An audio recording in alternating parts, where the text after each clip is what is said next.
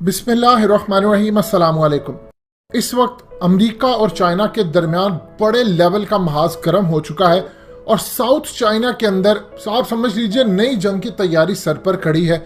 और ये वो जंग है जिसके अंदर इन्होंने मुसलमानों को भी घुसेड़ना है और स्पेशली पाकिस्तान को भी इन्होंने लेकर आना है, क्योंकि जहां चाइना की जंग होगी पाकिस्तान जाएगा, जहां पाकिस्तान की जंग होगी अल्टीमेटली चाइना ने आना है। लेकिन इस तमाम सूरत हाल के अंदर जो बड़ी खबर आ रही है इसराइल की जानिब से, वो है रब्बी डैनियल एसरोड की जानिब से। इन्होंने कहा है कि हमारे एक रब्बी हैं जिन्होंने 20 साल पहले प्रेडिक्शन की थी, और वो प्रेडिक्शन कहते हैं कि हमारी जो मुकद्दस किताबें हैं उनको लेकर की थी। उस रब्बी का नाम है रब्बी यहूदा लेफ्कोविच। इन्होंने कहा है 20 साल पहले प्रेडिक्शन की थी कि याजूज और माजूज मिलकर अमेरिका और चाइना को आपस में लड़ाएंगे और इस जंग के अंदर रशिया भी कूद पड़ेगा और इस तमाम सूरत हाल के अंदर दुनिया में बहुत बड़ी जंग होगी, बहुत बड़ी जंग होगी, जो कि आप समझ लीजिए तीसरी जंग अजीम होने जा रही है। उसके बाद रब्बी असर कहते हैं कि एक चीज आप जेहन में रखिएगा कि दुनिया समझती है इसराइली तमाम चीजों की परेशानी का सबब है, इसराइली पूरी दुनिया के अंदर सब कुछ कर रहा है। उन्होंने जो पेशन गोई की वो कहते हैं अमेरिका और चाइना की जो लड़ाई होगी मार्शल लॉ इन्फोर्स हो जाएगा और उसके बाद तमाम हाईवे शटडाउन हो जाएंगे, सी पोर्ट्स बंद हो जाएंगे, एयर ट्रैवल बंद हो जाएगा थ्रू आउट द यूएसए। ये पेशन गोई पाकिस्तान के डॉक्टर नजीर अहमद भी कर चुके हैं। उन्होंने कहा था कि अमेरिका के अंदर मार्शल लॉ आ जाएगा, अमेरिका 50 रियासतों में टूट जाएगा और उसके बाद उनकी फौज वहां पर कब्जा कर लेगी। अब उसके बाद वो साथ ही क्या कहते हैं कि यही वो वक्त है तमाम यहूदी जल्द अज जल्द अमेरिका छोड़ दे और इसराइल आ जाए, क्योंकि वक्त आखिरत अब आने वाला है और ये वही टाइम है जब हम मसीहा की आमद के लिए उनके इंतजार में जी रहे हैं। फिर ये रब्बी आगे से जो बात कहते हैं वो समझने वाली है। वो कहते हैं कि हमारा जो मसीहा आएगा वो दुनिया को आके निजात दिलाएगा कि असल में हमारी जो जंग होनी है वो तो आखिरी होनी है मुसलमानों के साथ, लेकिन ये जो सिलसिला है ये न्यू वर्ल्ड ऑर्डर लेकर आएगा और असल में ये वर्ल्ड ऑर्डर टूटेगा तो इसराइल ने कामयाबी हासिल करनी, इसराइल ने डोमिनेट करना है। आप बताइए क्या हकीकत टीवी आपको थ्रू आउट कहता नहीं रहा कि कोरोना के बाद असल में जो बर्बादी है वो अमेरिका की अब होने जा रही है और अमेरिका टूटेगा, अमेरिका कमजोर होगा तो इसराइल डोमिनेट करेगा। ये इस वक्त इसराइल से सूरत हाल आ रही है। और उसके बाद वो कह रहे हैं कि यरूशलेम तो हमें मिल गया है, न्यू वर्ल्ड ऑर्डर अब शुरू होने वाला है, अब दुनिया यरूशलेम के मातहत होगी और चाहे वो क्रिश्चियनिटी हो चाहे मुसलमान हो, अब प्लान चलेगा तो हमारा चलेगा।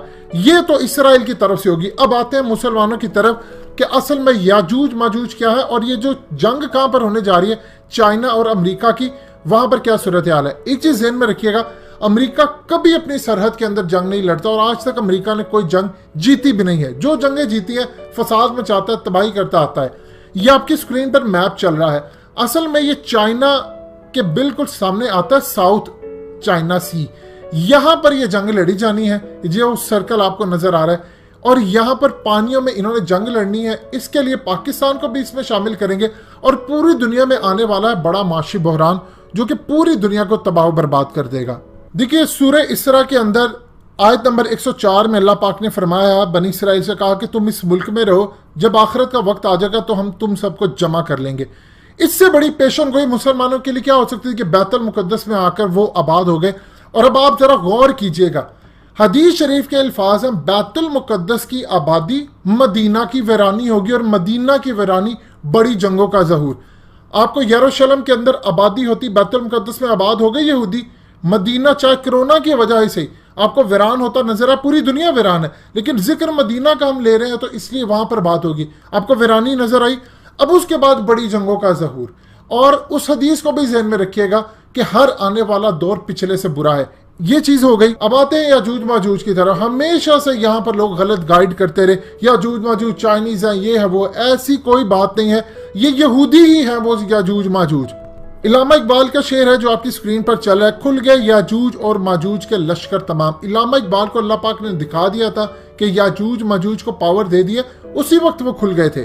अब कुरान मजीद के अंदर फरमान है सूरह अल-काफ की आयत नंबर 94 में, याजूज माजूज बड़े फसादी हैं, हम आपके लिए कुछ खर्च का इंतजाम कर दें इस शर्त पर कि आप हमारे और इनके दरमियान एक दीवार बना दें।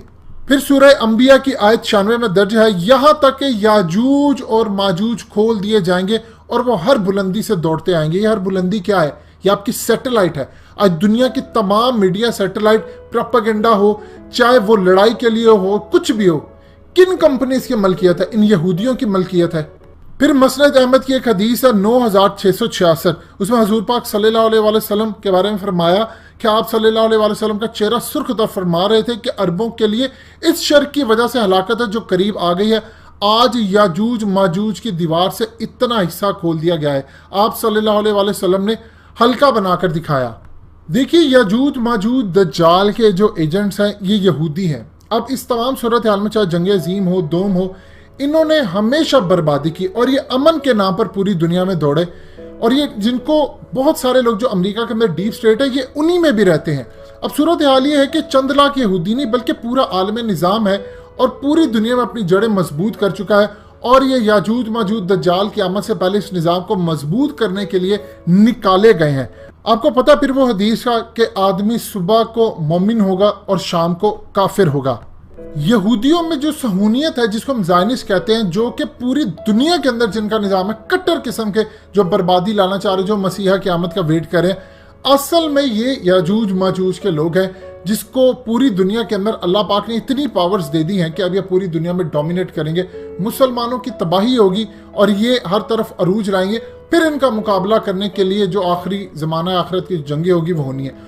अभी ये सूरत हाल आपके सामने आ रही है कि मसीहा की जो आमद है उससे पहले इन्होंने कहा है कि याजूज माजूज जंग करवाने जा रहे हैं, यानी ये खुद ही जंग करवाने जा रहे हैं अमेरिका और चाइना की, और इसके लिए हर दुनिया को घसीटने जा रहे हैं।